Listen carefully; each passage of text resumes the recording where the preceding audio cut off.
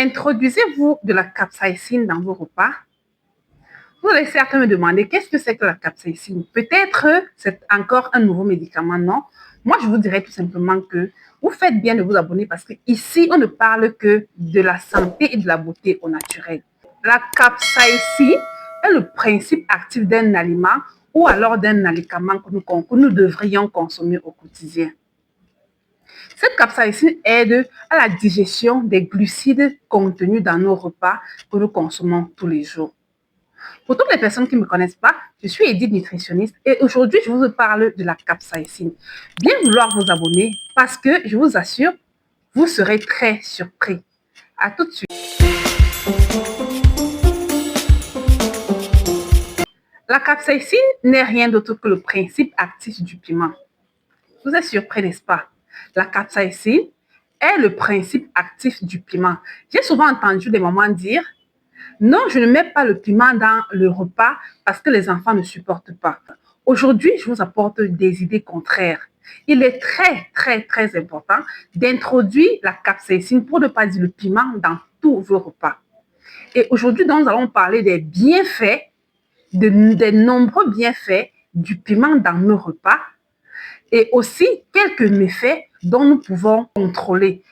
On retrouve le piment dans tout le monde entier, dans tous les étals partout dans le monde entier, mais le piment est généralement cultivé dans les parties tropicales.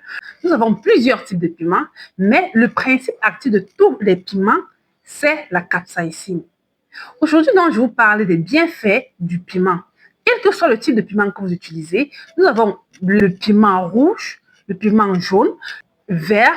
Nous avons également le chili qu'on utilise généralement dans les boîtes de conserve. Dites-moi jusqu'ici, est-ce que vous êtes fan du piment? Est-ce que vous en consommez? Écrivez-nous dans les commentaires et nous allons tous lire vos commentaires. Comme je disais tantôt, aujourd'hui nous allons parler des bienfaits du piment. Sans plus tarder, j'ai dit ceci, la capsaïcine est ce principe actif qui aide à la digestion des glucides. Autrement dit, la capsaïcine accélère le métabolisme. Qu'est-ce que ça veut dire exactement? La capsaïcine stimule la combustion des graisses et ainsi favorise la perte de poids.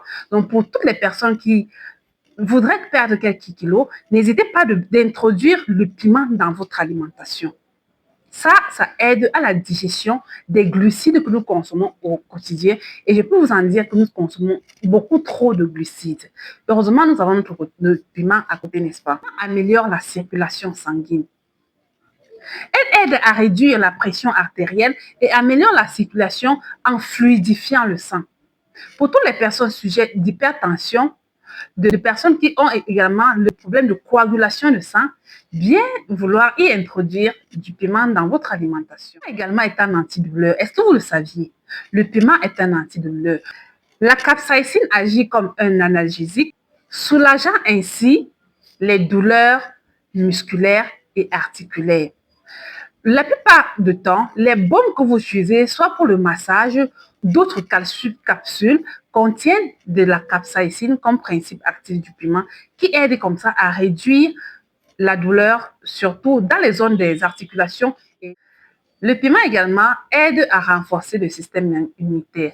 Le piment n'est pas que riche en capsaïcine, qui est dans son principe actif, il est également riche en vitamine C, qui aide comme ça à fortifier le système immunitaire de toutes les personnes qui en prennent. Et donc, voilà donc une meilleure alternative pour solidifier votre immunité grâce à la consommation du piment.